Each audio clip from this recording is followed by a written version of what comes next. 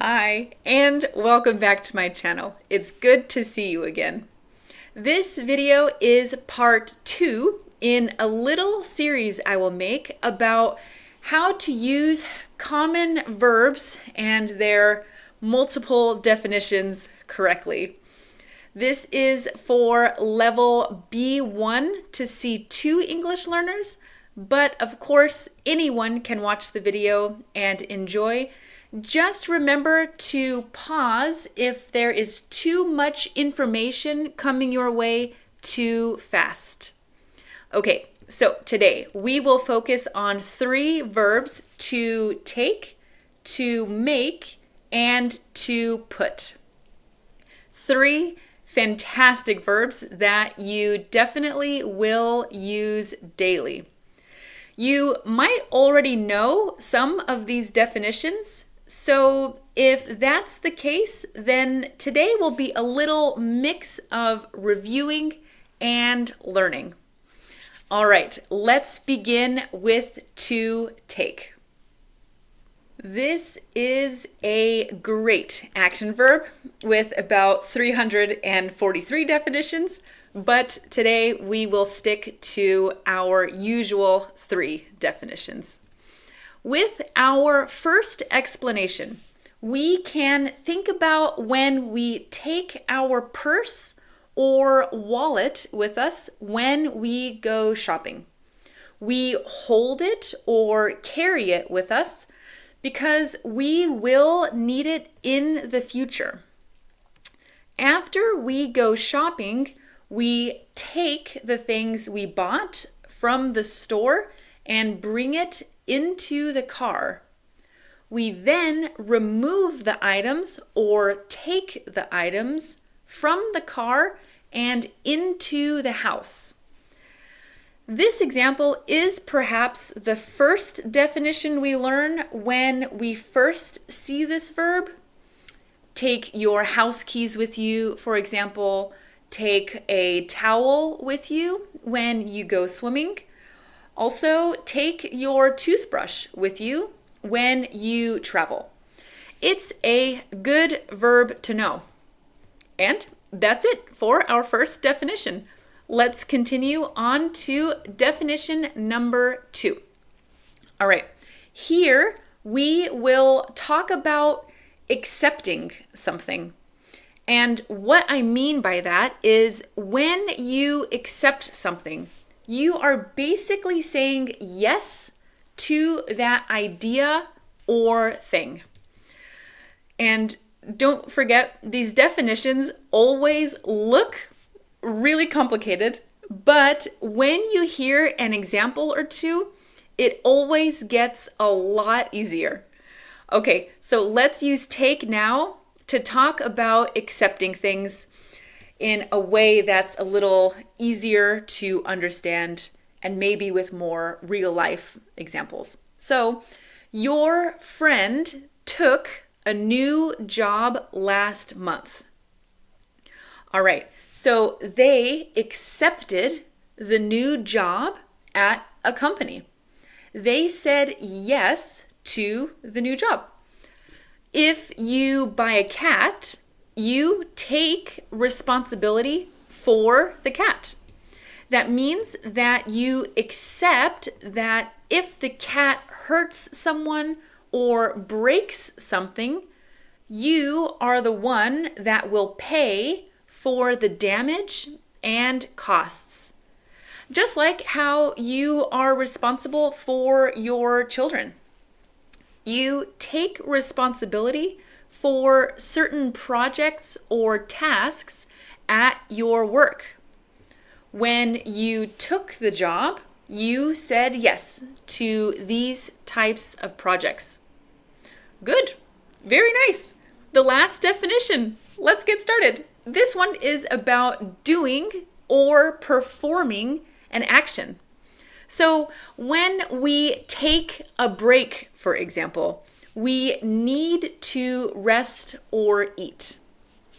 We take walks if it's nice and sunny outside. We take the train or the bus to the main station. We do these actions. But keep in mind, when you do something, you can't exactly say do instead of take for these specific examples. So we don't do breaks, we take them. More examples are we take pictures. We don't make or do pictures. We take notes in class. You can also say we write notes, but we definitely don't make notes or do notes. You and I also take chances. When we take chances, we try something even if we're not sure what will happen. It's like rolling the dice and you hope for a good result. You take chances when you want to be on your school's tennis team. You are nervous about it, but you go and try anyway because if you succeed, life will be pretty sweet. When you ask someone on a date, you're also taking a chance. You aren't sure if they will say yes, but you ask anyway because knowing if they like you too or not is better than not knowing at all, at least in my opinion. Again, when you take a chance, you're taking a risk because you want to see what could happen, even if it's a little bit scary. But what is life without taking chances? That is where the magic happens. Okay, and just like that, our first verb is already done. Let's start with to make. Again, hundreds of examples, but we will stick to just a few and learn those so that we can use them in everyday conversation. Our first definition is about creating or making something. So when we make something, we produce something that wouldn't exactly happen naturally without a person's hands or work on it. So think of it like this. Leonardo da Vinci created incredible paintings. These paintings didn't happen naturally. Nature can't find a canvas, mix paint, draw the lines in detail, and then frame the painting to protect it. We as people did that. We also made buildings, we made television shows, and we made tables and chairs. I think this is one definition on our list for today that might be the most often used verb that we say. And I think that because think about how many times we say we made dinner, we made art and music, and so many more examples. We use it a lot. So this one is great that you learned it. Let's move on to the next definition, which is about achieving something. Let's use the New York City Marathon example from part 1 of this little series. You have been working really hard and running every day for months. The big day is finally here and you finished the marathon. You made it. You achieved or reached your goal. When we say you made it, we mean you reached a certain position in your life. You made yourself a marathon runner. You're in the condition or position to run that far. Now, We don't have to say we made it for big events. We can also say it about little things too. Like, we made it to the train station on time. We are now in the position to get on the train because we are there and at the correct platform. This is a great way to use to make. But remember that not all of the definitions are about producing or creating something. Again, try and see these as separate individual meanings, like how I described in our last video together. Because our next definition has nothing at all to do with making something. It's more about forcing someone to do something. What I mean by this is, and we all experienced this as children, is when your teacher made you stay after class to finish your schoolwork. You had to stay and do what your teacher told you to do. Another example is our parents made us eat our vegetables when we didn't want to. We can also say this in a more positive way. I know that sounds confusing, but hear me out. We could say something like, your partner makes you a better person. Perhaps your neighbor makes you go to the fitness studio with them because it keeps both of you motivated. With the more positive examples like these we just talked about, we aren't really forcing someone to do something like how the definition says. It's more like doing something you wouldn't usually do, and frankly, maybe you don't even want to do it, but you do them anyway because it benefits your life and others around you.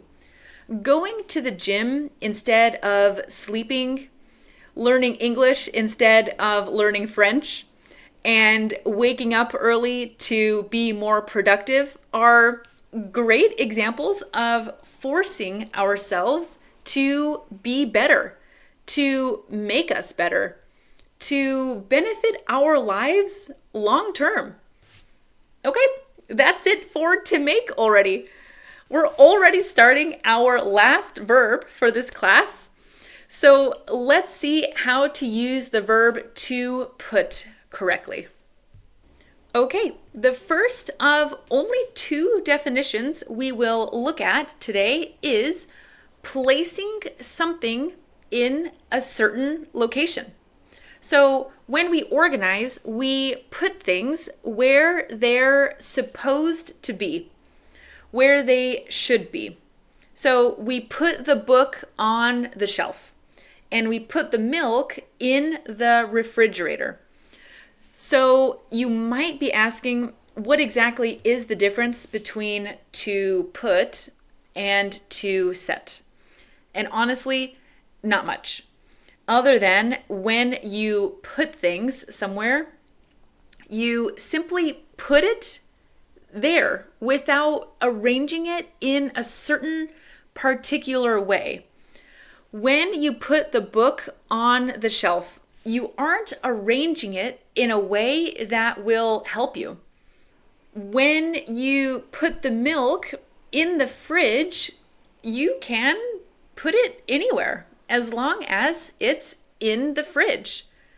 You can put your clothes back in the closet.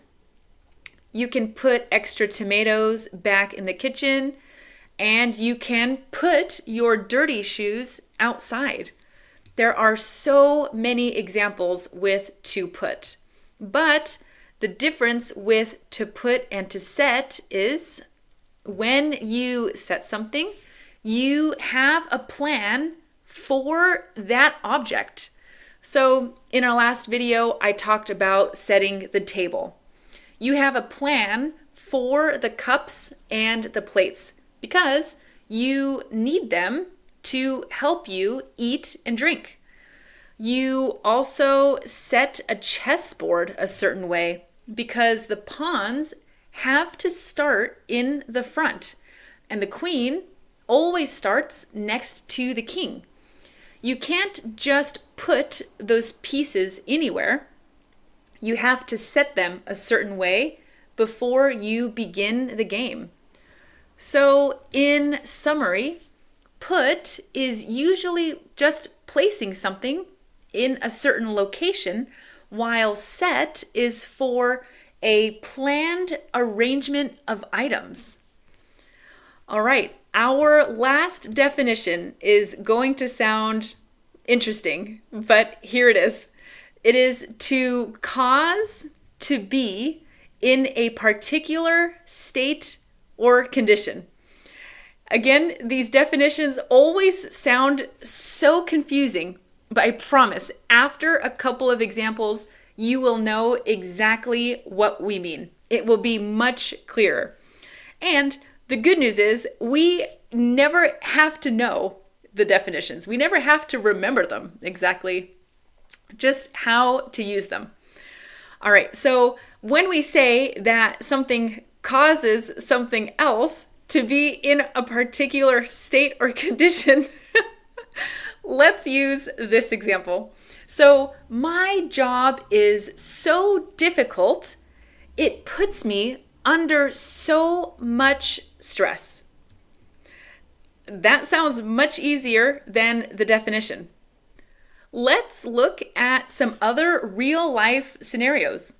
Sleeping in on Saturdays always puts me in a great mood. Isn't that just so much easier now? Let's look at another example. Listening to his boring lessons puts me to sleep. Here, the cause or reason is the super boring lesson. The super boring lesson puts the person in a certain state or makes a person feel a certain way, like totally uninterested. Or it puts the person in a certain condition, like tired. With that all cleared up, we're already done with our last definition for this entire video. Hopefully, these examples put you in a much more relaxed mood and confident to use them in your future conversations. These are the two definitions for to put that you will use 95% of the time. So we'll stop here for today before things get complicated when they really don't need to be complicated. All right, good job again for paying attention and learning new ways to improve your English skills. I had a lot of fun, and I hope you did too. I can't wait to see you again for part 3 in this series. So until then, bye.